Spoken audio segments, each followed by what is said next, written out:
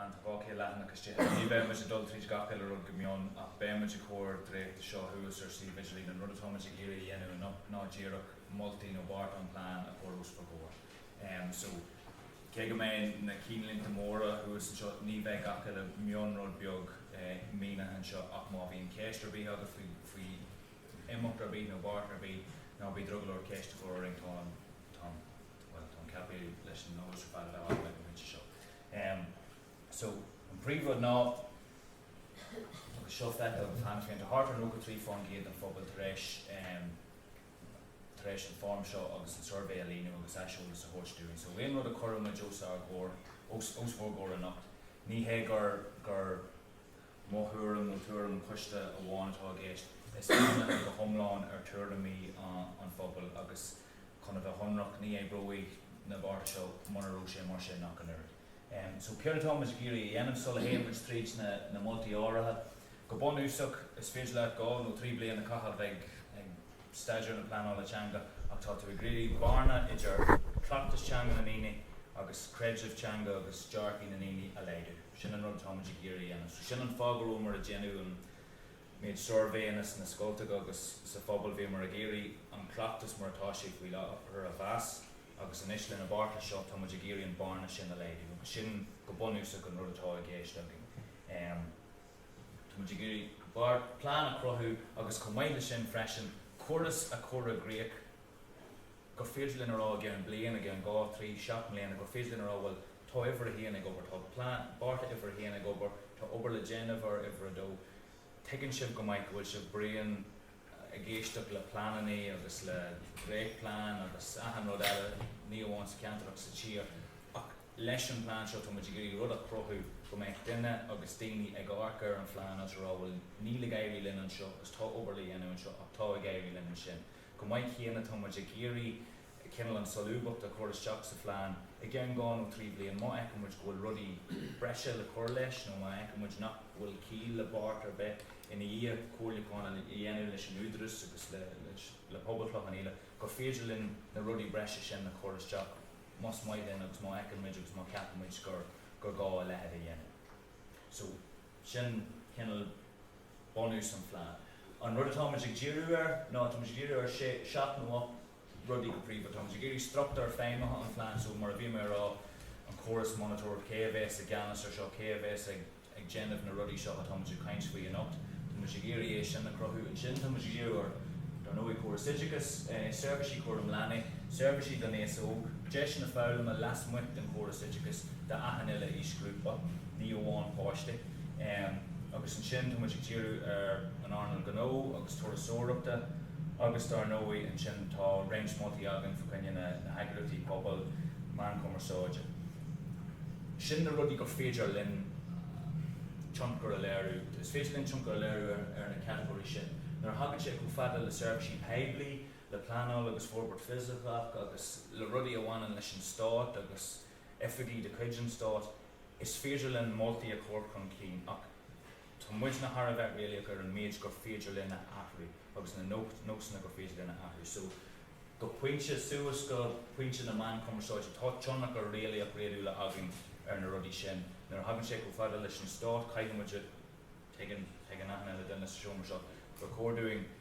go gaiigemuid brú a chorthú go gaiigemuid ruí dhéanú ach nílíon maithas domsa bheith seaas an seo go gan dhéanaí an rialtas ABC agus teagamuid go mbeidh nach dá lóis sin mana bhfuil brú a teacht an pobl. So tá cinnal scarint idir an gá cinnal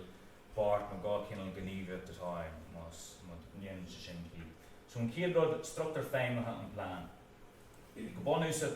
céad mála atá agin ná go méid coiste stúrtha Plean Teanga clochan ile ag leanann ré le linn saoil ré an phlean seo. So tá an phlean seo capí le bheith a féimú i bhór 7 mbliana. An coiste mar atá sé faoi láthair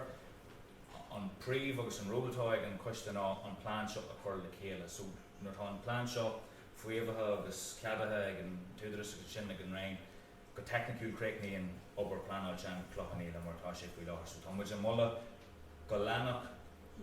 coiste Plean Teanga clochan ile a fára méid an dar nóí bheith daoine breise ag tastal agus smuointe úra ar ach go méid an coiste sin mar coiste stúrtha ar gach a hálíonn agus go méid an coiste sin ag geanas ar monitoracht agus ar féimú an phlean. So ní he gohfuil an cuiste cinna le gimacht agus right, well, rinne mar chuid éibreann sin tá an plán sin nach ní le aon duine in sin. An dara rud atá muid mula ná go méid fórum go méid an cuiste sin freigrach go bunúsa go poblbal Cloch Cheann ach go méid anadí ó gach grúpa sa ceantar seo. Grúpi Béarla agus grúpi Gaeilge. Go méid anadí amháin abramis ó gach ile grúpa agus go méid siadsan ag córa chuid asolalas a chuid túrama go méid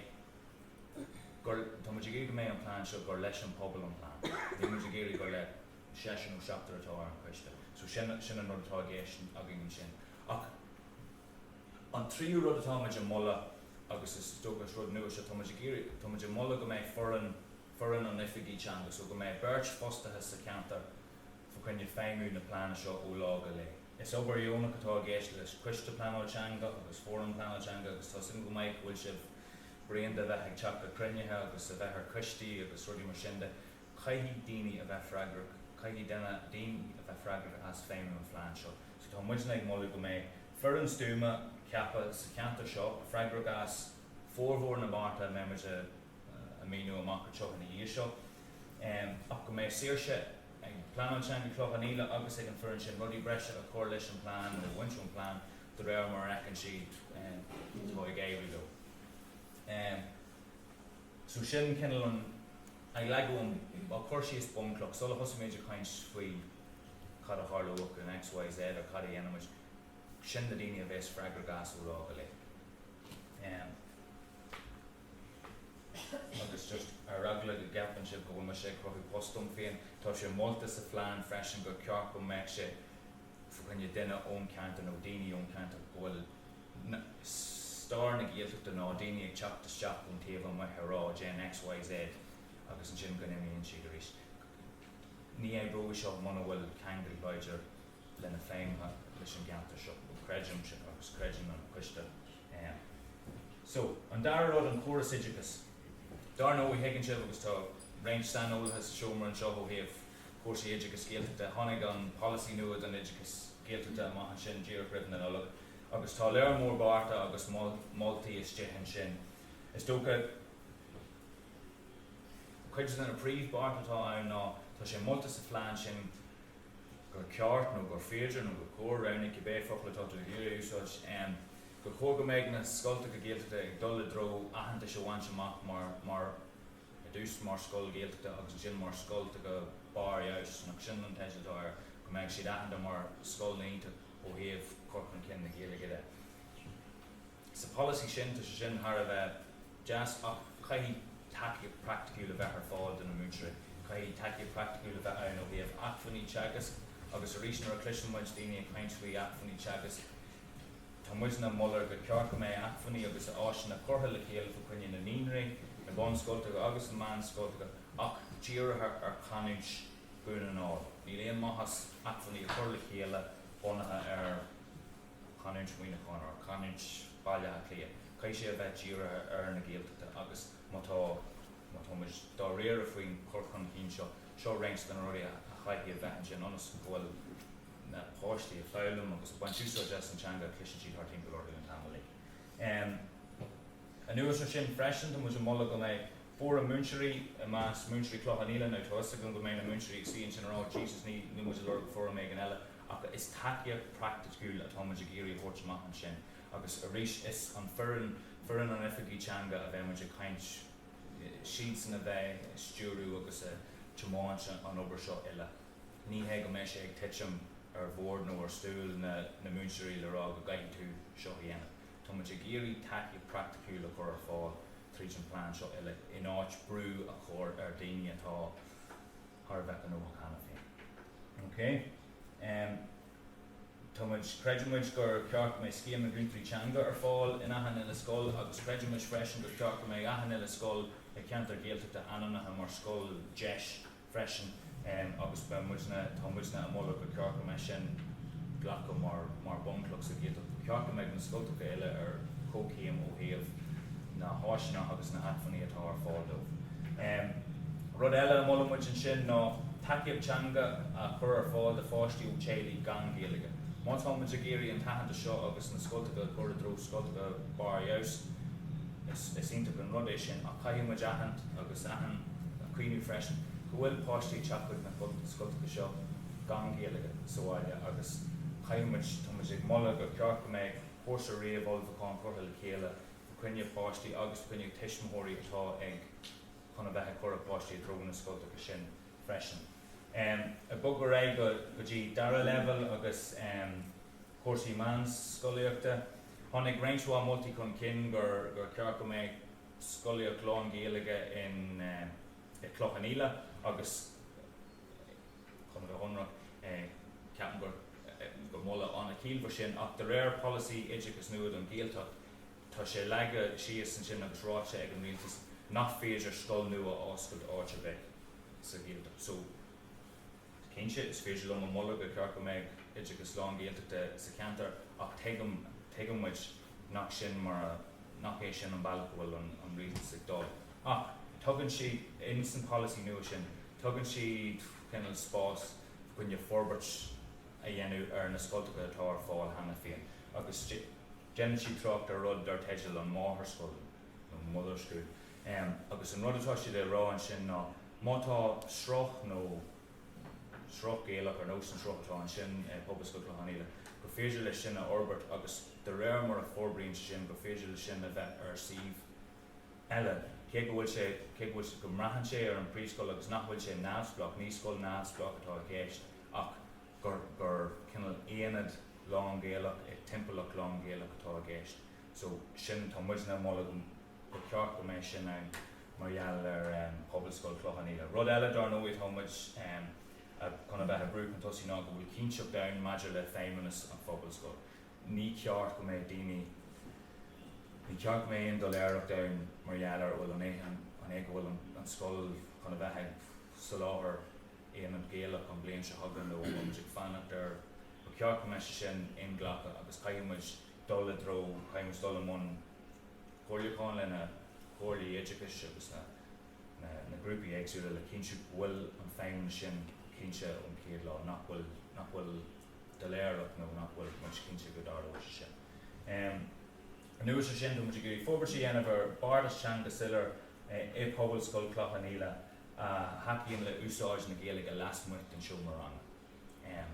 Agus is tócha go nascan sin leis an Pointe River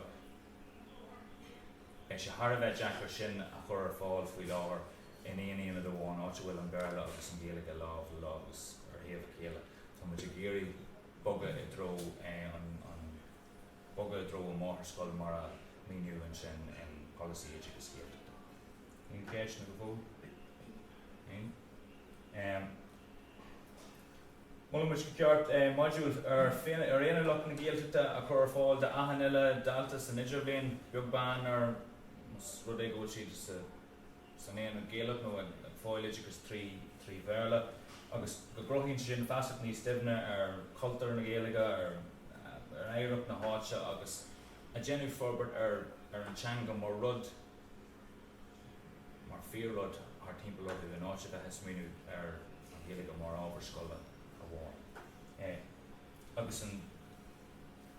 gá pointe eile is tócha bhfuil siad nasca le chéile tá muid mulla go ceart go méid scoláireacht chur ar fáil amach na winning líon Clochan fa chuine cuasaí tríú level ag level máistreachta gur féidir an san éideachas agus an san eilúnse áil ar cuasaí planála teanga a rís tá droglar marrá ba ceart ach bheith sé a bhaid níos fáda mar rud ag go den ó gúna áil ag seasamh an seo ag Léiriú agus ag rá ceart go féidir lena dhéanamh. Tá muid sé go páirsa ag géirí rud a profi nach bhfuil den ón taobh muid ag teachtasteach agus rá Gen XYZ. Gus teagaim bhfuil siúla sibh amach an seo rá éis leis nó bhí rá ag formáilcháin an sin agus ní cíldá ar léad le sin agus ní hégann sé consumartá sé le bheith an cóní sa géalteach. Teagaim go mbeidh sin cinnal an acrann atá an seo idir géalteach agus lasmuid na géalteach. Ba ceart go méid daoine ag teach tríd leis an san ahandas agus an san cí ón ceantar féin. Ó thaobh cuaireann leanaí agus takeíocht dí Chéalaí an géirí grúpaí takeann agus teistí a thocrú trí anad éagsúla timpeall an cantar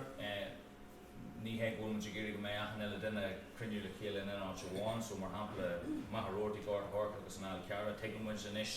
teagum inis go bhfuil difriúchtaí idir taobhanna éagsúla den Óstán, agus tá muid géirí nach móach aine faoi bhrú, faoi bhaigeir sin dul isteach go ceantar eile agus a bhothú go bhfuil daoine ag déanamh measúnú ar a chuid Gaeilgean ó a céidean Gaeilgean ó rud ar bheith mar sin. A nuas ar sin tá muid géirí factas faceta a hocrú mar a rogha teanga an chéalaí agus gnádaí an muid céist agus gnádaítar céist an Gaeilge níos minice agus daoine ag tosú amach le páistí agus le chlán a thóbal. An service riamh scoileach de luigh me sin ní beluithe. Service óige tá óclubban a iontar waid an seo, bhfuil mé faoi géal factor an sin agus bhfuil club maithróirtaí a déanamh maiach. Tá muid mola go ceart go mé óclubban a Gaeilge ar taobh an alcarí freisin agus go ceart go mé sin tá muid géirí gréasáin a prothú an scoil daoine óige in an dul le ar go fá cearach nó an seo agus go maichíonn si go bhfuil clubbanna agus áisina ar fáilimh. A nuas ar sin freisin an chóras mar atá sé bhfuil láthar tá sé inta gwaith agus tá gatheile duine déanamh íhilleach tá muid géirí tréanáil a chur ar fáil den na ceannairí an scoil muid tuairt afan den phobal féin ní bháin ára óirt den na páistí bodtí imachtaí a chur ar fáil ar ardcéidean ag an bhainte seo tá muid ag brath ar a lehead ógus agus óigean a Gaeltachta agus grúpaí mar sin de is grúpa náisiúnta iad agus ní heag bhfuil na hadfaní acu le díriú seach ar achan eile ceantar beag ach achan eile Gaeltach beag chun muidna géirí a rís an pobal a orbairt go pointe go féidir len imachtaí a chur ar fáil agus bhfuil gréasáin againn an seo go féidir len stuff seo a dhéanamh agus is inta go leor maiim muid takeíoh breise ach bhfuil muid an áin seo a dhéanamh muid chéan. Dar nóí freisin ó héamh clubbanna agus stuff mar sin de siad san ionta ghaid ach tá muid géirí deis na sóisialta lasmuid de siomh an club a crothú freisin. Ní heag bhfuil muid géirí go rachad páistí a daithí ar teacht an seo chun Gaeilge eile áir agus an sin go nimíonn siad agus is aráis go beir le bheith siad. So tá muid géirí réimse leathan éagsúla chur ar fáil lasmuid de siomh an club ach sa Óstán agus sa ceantar go dtuigeann siad go féidir le úsáid ceart bhain se san Gaeilge agus go féidir le saoil omláin a caitheamh trí Gaeilge sa ceantar. Agus is tábhacht le ráid buinte seo freisin. Gatheile rud atá ráid sin seo tá muid díriú ar 2 gram éagsúil agus be 2 mó éagsúil a gceist. Tá muid díriú ar fáilmóirí Mike Lord ach go príomh tá muid díriú ar na daine bhfuil Gaeilge acu hana féin. Uaireanta bíonn an bia mar fad córtha ar fáilmóirí agus ar lín na nimhreacha agus ardú a dhéanamh ar lín na nimhreacha go dtí an pointe seo agus is ionta an rud é sin agus is fáilmór meiste agus muna rú sin déanta ní bheith seo aniu tá muid géirí saoil omláin ceart a crothú chuine daine a úsáid an Gaeilge an seo hana féin. Deis na fáilm a lasmuid an chóras idigus tháinig 2 cineál mola chun cin go riomhhainnig san aiseolalas. Cínse tá muid géirí go mé rangan agus bhíon pobla géirí go mé rangan a Gaeilge ann don duine fásta ach ar an conceapú ar an tuiscint nach bhfuil si chuna bheith ag sí na thart nach bhfuil si chuna bheith ag sí scrútha. Tá si géirí go mé siad gearmúil agus profisiúnta darna bhfuil ach tíortha ar an fíorsaíal agus fíorthaíal an eolamór. Anas ná chóras céimnatha chortha le chéile ach nach mé sé díortha ar pápéiricus agus ar scrúdatha. Tá muid géirí díriú ar an teanga leabhar agus sin an céad céim. Darna uidir ar a chéile mátha si géirí bogu ar é agus dul le dro teag agus na scrúdatha sin. Tá an struchtúr sin ann hana féin agus beag struchtúr tá againn go gonne daoine tá géirí forbartí dhéanamh ar a Gaeilge agus díreach fios a chur ar a chuid Gaeilge leor. A nuas ar sin freisin tá muid géirí níos mó ceartlann a chur ar fáil trí Gaeilge ach ní díoratha ar an Gaeilge. Imachtaí breise chur ar fáil a dhéiríonn cineál fáilim idir gníomhach a chur ar fáil in áiríar go meisi a fáilim rudí éagsúla ach tarlaíonn sé gur trí Gaeilge gur bhí an Chloich Cheann commerceáid an rangan sin. Arnold Gno agus Torasóireachta sean scoil sin ró beag but lochas leanmuid linn takeíoh Gno Feargal an Plean Teanga, so a rís agus siúil sé géiste glom céadach chun seo dhéanamh Feargal an Plean Teanga a bheith Feargal gas fómhór na multi seo eile go dtí an pointe seo agus fiú ré. Ach réinst na takeíochtaí atá muidir gúla cuar fáil chuine na gó ná. Gon buna mu dúsáid as an Plean Teanga sin chun fórbairtí dhéanamh ar bhíon polisathe sa siopaí agus ní líon maithas le polisa mna bhail sé curtha a bhaim, so an darrad tá muidir gúla dhéanamh nach trínáil a thuirt chuig na gnólataí, chuig Feargal na siopaí, chuig Feargal na gnólataí, anas go maithíonn siad compórdaach ag úsáid na Gaeilge má tá customer a géirí an Gaeilge úsáid.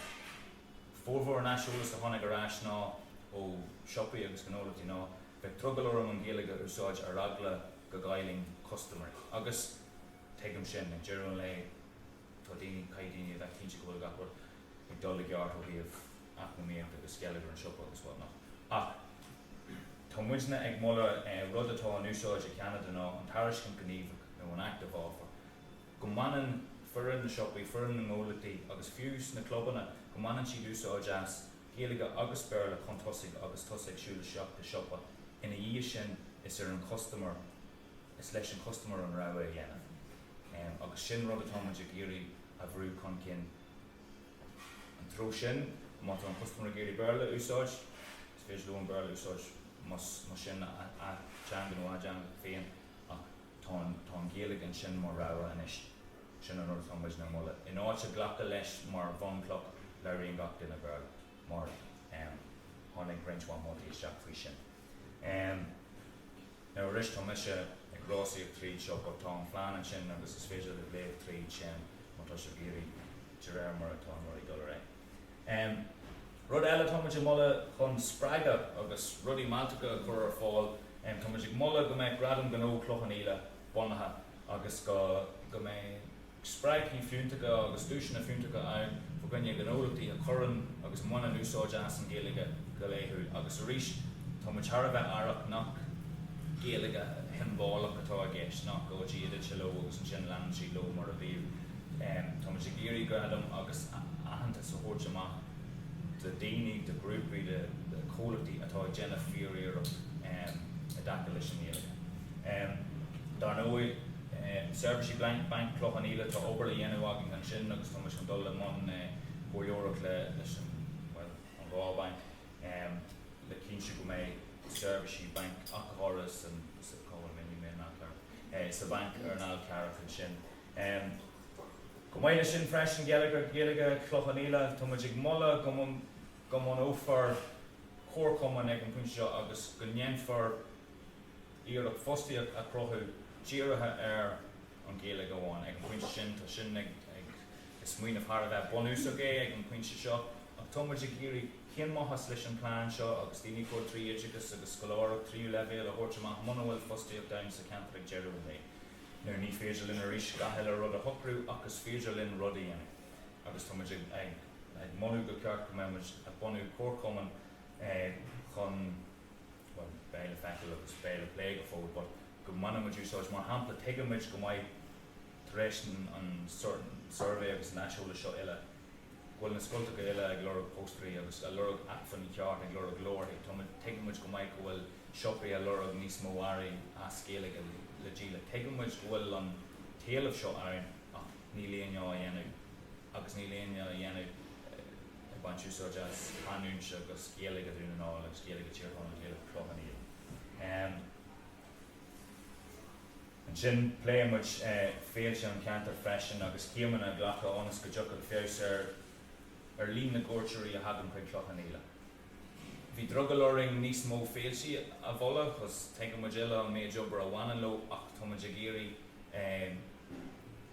stocail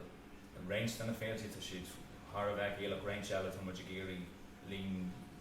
cinna deisna úsáide sóisialta na Gaeilge ardú sna féiltí sin. Eagraíochtaí agus chórcoman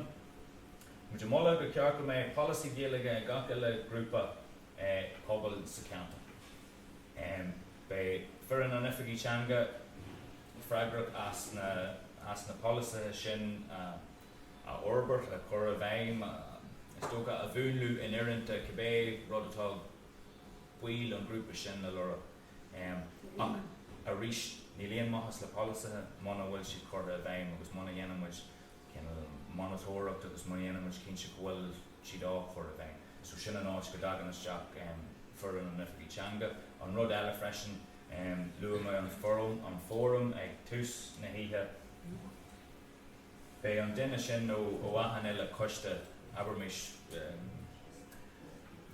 Cumlú Clascéil Clochaníla agus maith dom mátá aine sa siúmar seo ó Clochan Cumlú Clascéil Clochaníla. But go duine amháin anamnathan sin le bheith ar an fórum, ní hé go dit sin cuairim í iomláin na Gaeilge ar an duine sin ach tá an duine sin mar teag bhálaí ag coiste Plean Teanga Clochaníla ag an foran an Plean Teanga le rudaí a dheasú agus a orbairt. In áit a bheith ag si a cruinnethe ará óhfuil ba ceart go ndéanaí an Cumlú Clascéil sin nó ba ceart go ndéanaí an club soccer seo, go bhfuil duine go bhfuil structar ceart ann agus go bhfuil go dtigean aithin eile duine idir ar thaobh club hell agus ar thaobh coiste Plean Teanga ceirdaíon cuairs ceart agus cé go cuair leabhar sin na Gaeilge. Arís servicí religiúnacha agus agusta tá dearg linn ag an pointe seo go bhfuil sagad ar gáthíomh an frósta agus Gaeilge acu ach caiimid dul le man cinnal chóirleáin agus plé le na húdraisí leis an aspag agus leis na heficí sin le cinsú go méid sin mar sin a maihan seo freisin. Nuair a féin fada seán an promotion go Rome go éimid an céad duine eile hagan isteach go bhfuil Gaeilge acu go maiid. Agus caiimid sin now tá iad ar fada brain tá brúnar an gur thusa me seo. Tá caiimid a cinsú go bhfuil gentar táin go bhfuil an beirt fada Dennis fada seán an fi láthair ach is trí hempiste go bunú sa go bhfuil siad agan bhfuil Gaeilge acu go néibún sin. Ní féidirlinn sin a cinsú amach seo go dtí go réimid ag háile le na daoine chuig.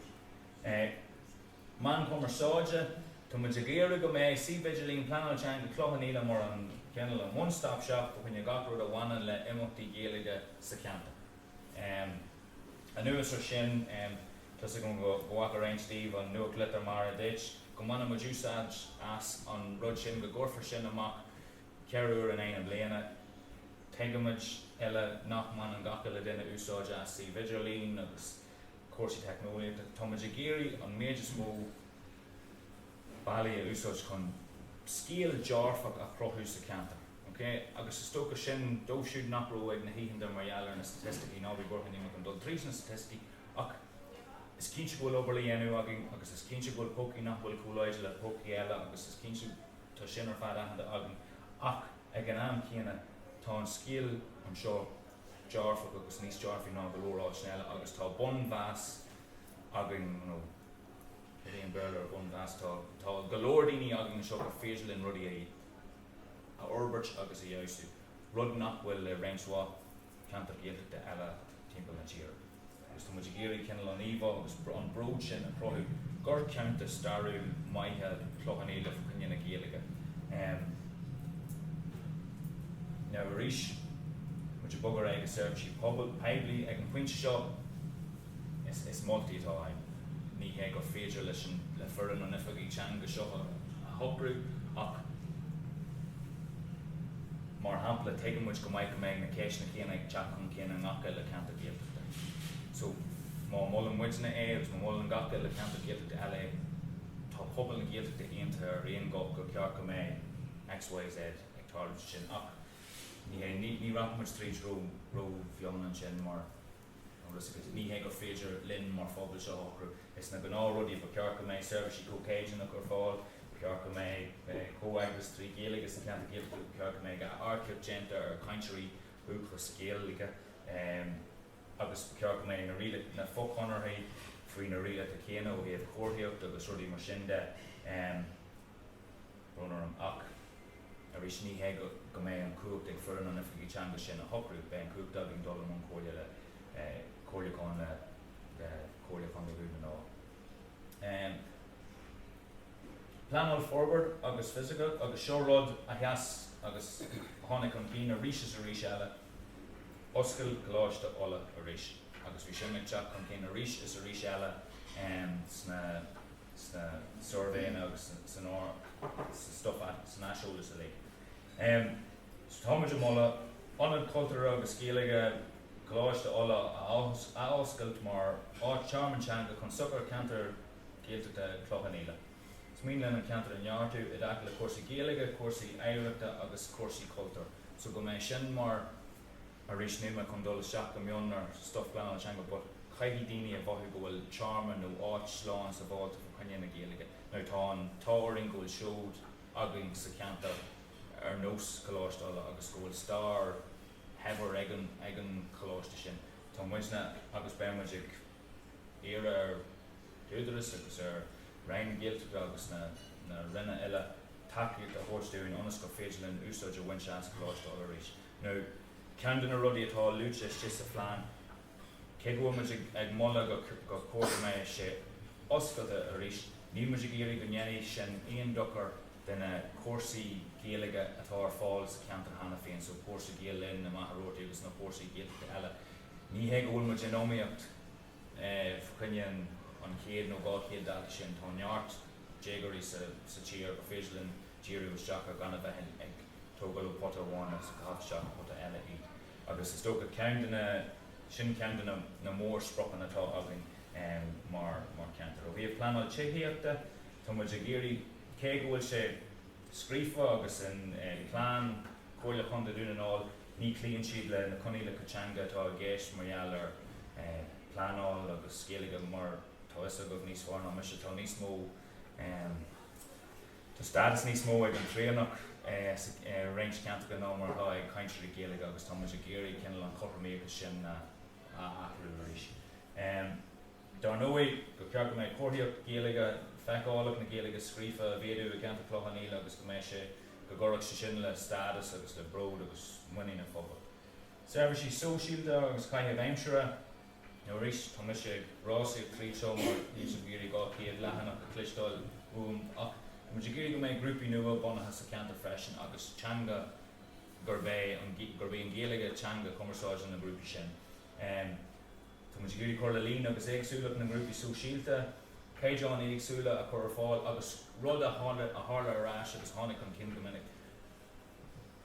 Dóibhsiúiltá ag fáil an maithíonn siad san nachhfuil go leor deis sin a dóibh. Dóibhsiúiltá lífa maithíonn na daoine atá lífa go gcaithfidh siad athú ar an bearla chun ceannal a bheith cuimseach agus le scuile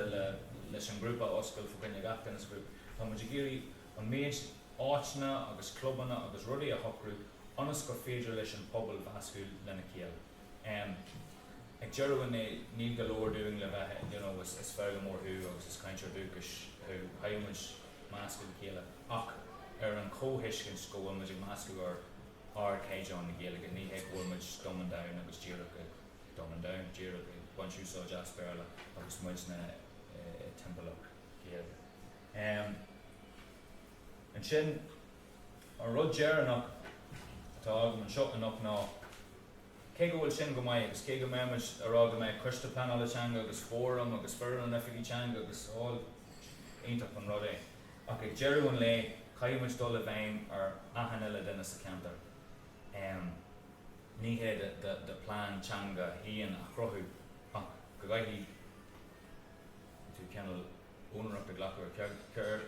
cén seannach ar atá tosa go léiriú ar an Teanga. Ag dearú an le ní féidir na aon duine againn ach muid chéana smachtú ó bhíomh cuasaí Teanga agus rudaí mar sin de. Agus tá sé tábhachta go bhfuil an tuiscin sin